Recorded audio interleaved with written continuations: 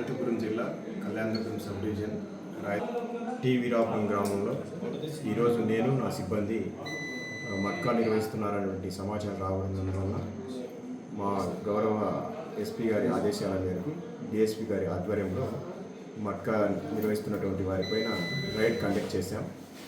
గంగమ్మ గుడి దగ్గర ఈ వీరాపురం గ్రామ శివారున 6 వ్యక్తులు మట్కా రాచుకుంటూ వాళ్ళ చిట్టీలు, వాళ్ళ దగ్గర ఉన్నటువంటి అమౌంట్, వాళ్ళ సెల్ ఫోన్ను సీజ్ చేసుకోవడం జరిగింది. ఈ మట్కా చిట్టీలు రాస్తూ మరియు వాట్సాప్ ద్వారా సెల్ ఫోన్లో బళ్ళారి ప్రాంతాలకు చేరవేస్తున్నారని చెప్పేసి సమాచారం.